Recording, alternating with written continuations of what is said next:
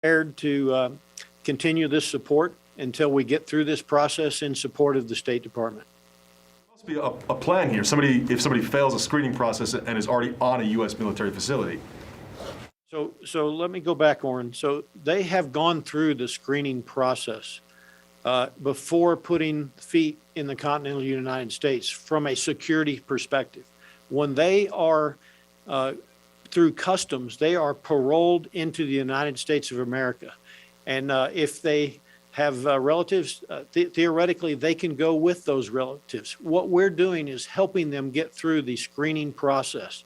And so we provide all of the governmental organizations to support that, the medical process, et cetera. And so we are not doing security screening in support of State Department. This is part of the application for special immigrant status. I hope that clarifies it. Thank you. Tony. Hi, so Tony Capaccio with Bloomberg News. Do you have a breakdown by gender, roughly, of how many women, girls, boys, and men have been processed by DOD? It begs a lot of questions in terms of separate facilities. And then I had a second question about culturally appropriate food. Are we talking MREs or humanitarian MREs or local kitchens being hired to cook? Thanks, Tony. So we're seeing about 50-50 male, female. That can change back and forth. We're seeing about 15% with children. We're seeing a lot of the females who are pregnant. So I don't have a specific detail for what you asked about for the total number with children, male, female, et cetera. But that gives you an idea. We're seeing right now 513 children at one location for a total of about 30% of that, the location. With regards to your second question, we contract to provide support, meals, multiple meals for large windows. So, for example, we'll provide a breakfast meal for a halal for their culturally appropriate for a 3-hour window. We'll shut down for a second, and when I say we, it's the contract support at each location. Then we'll spin up for a lunch meal, and we'll do the same for the dinner. Most locations, I believe, will have or do have a 24-hour grab and go culturally for the Afghans as well. I hope that answers your food question. Let me go to the phone here. Laura Seligman, Politico. Hi, John. Thanks for taking my question. I wanted to ask, first of all, Ned Price earlier said that he didn't know how many SIVs have been evacuated. Can you square that, General, with the numbers that you gave earlier? Is there a discrepancy between the ones that have been evacuated and the total number of people that have come to the United States? What is the difference there, and what is it that we're missing? Hey, Laura, you need to ask the State Department. I don't have that data for you. That's a question for them. And as a follow-up, how many SIVs and other Afghans do you estimate are still at the Kabul airport awaiting a flight out? I'll defer to General McKenzie and the forces forward. I don't know that answer. The State Department or CENTCOM may have that answer for you, Laura. Today it was about between 3,000 and 5,000 earlier today, but as we have talked about before, this is a snapshot in time, and it literally changes by the hour. But the last thing that I saw was somewhere between 3,000 and 5,000, but again, changes hour to hour. Courtney? Hey, General VanHerck, it's Courtney Kirby from NBC News. I just have a couple of clarifications. So when you talk about how these individuals have already gone through the screening process before they even set foot here in the United States, does that mean that their names have already been run through the National Counterterror Database? Courtney, thanks. It is my understanding that each one of them and their names and their biographical data and their biometric data has been run through the established databases. Second, you also mentioned some of the medical support that the military is providing, including vaccinations. Does that include COVID vaccines at the bases? Are those mandatory or optional?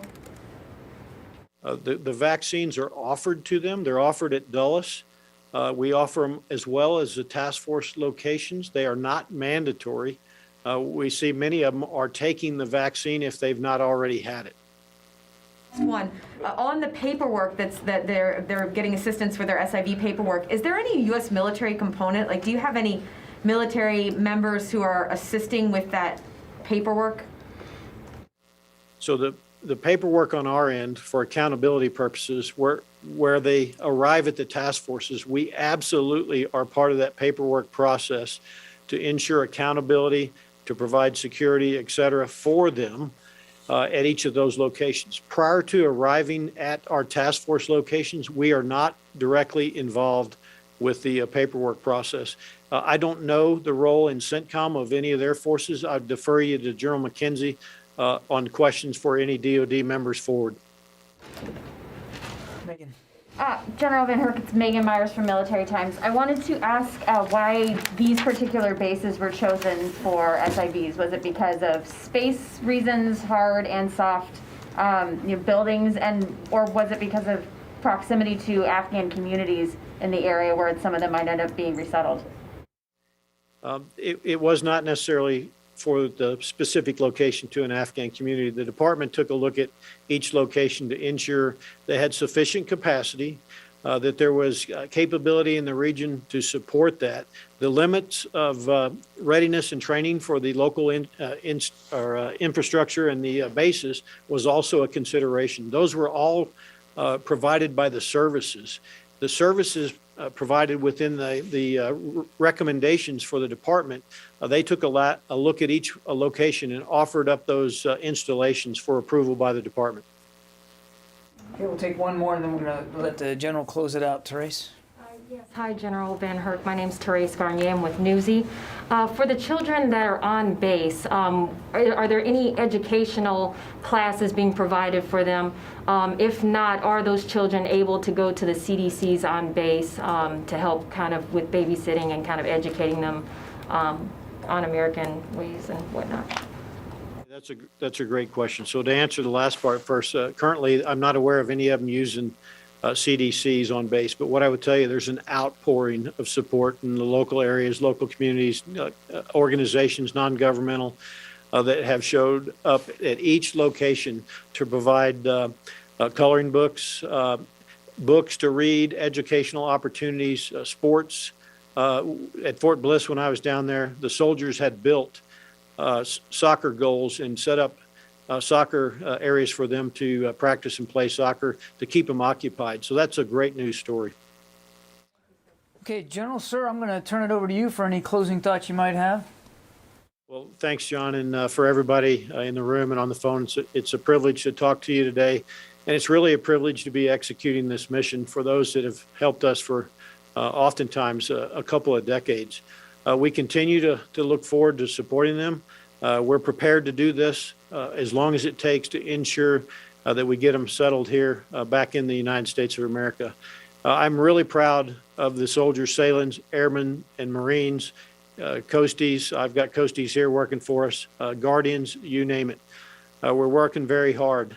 Every time I look them in the eye and I talk to them, you cannot imagine how proud and privileged they are to support this mission. And they tell me that all the time when I've been out on circulation. I feel the exact same way, and we look forward to continuing to make this a successful operation. So thanks for letting me tell the story. General, appreciate your time this afternoon. Okay, I got time to take a few on my own. Just two quick things that I think popped up on social media in the past hour or so. Firstly, have the Taliban entered or taken control of any parts of the military section of HKIA that you're aware of? The Taliban are not in control of any part of Hamid Karzai International Airport. I saw that report too. It's false. Including any of the gates? They are not in charge of any of the gates, are not in charge of any of the airport operations. That is still under U.S. military control. Lita. John, can you give us any further details on the attack at this point? Anything about whether the Marines noticed the attacker coming? Anything about the firing of the shots? Has any of that been kind of cleared up at this point? I don't have any additional details from what General McKenzie laid out yesterday. Again, we're going to do the forensics on this and try to learn as much as we can. And when we have some verifiable context to be able to talk to you about that, we'll do it, but we're still digging into it right now. And one other thing, do you have any timing on when you believe the aircraft with the remains will arrive at Dover? I don't, and as you might imagine, we're in the services are in contact with the families, and they'll notify the families through the casualty assistance case officers, and I think I want to respect that process. As you know, sadly, from covering this for so long, Lita, I mean, it doesn't. Usually, the process doesn't take that long. Will the president and secretary go to Dover to meet the families of the fallen? I don't have any schedule announcements to make, but we're all mindful of the importance of any return of fallen members, and certainly these included. But I just don't have any things to announce from a schedule perspective. Tony? Do you have any status report on the 17 wounded at Landstuhl in terms of whether they're mostly stable or out of danger? Or I don't have an update on the wounded. The last count I had was that 20 of them had gone to Landstuhl. The remaining, there was some additional wounded, but that they were treated on site and returned to duty. I don't know what the status is, and as you know, Tony, we don't usually get into the details of wounded, even anonymously. We just don't typically talk about that. It'd be useful if you get a sense of whether most are stable or in emergency. Just I'm not going to promise that, Tony, and we just don't talk about the status of wounded, as I think you can understand. I mean, there's real privacy issues there that we want to be mindful of. Yeah. Okay, thanks. We'll see you. I'm planning to do this again tomorrow morning. So I'm shooting for around 11 o'clock in the morning tomorrow for a regular update with General Taylor, and then we'll see what the rest of the weekend looks like. All right, thank you.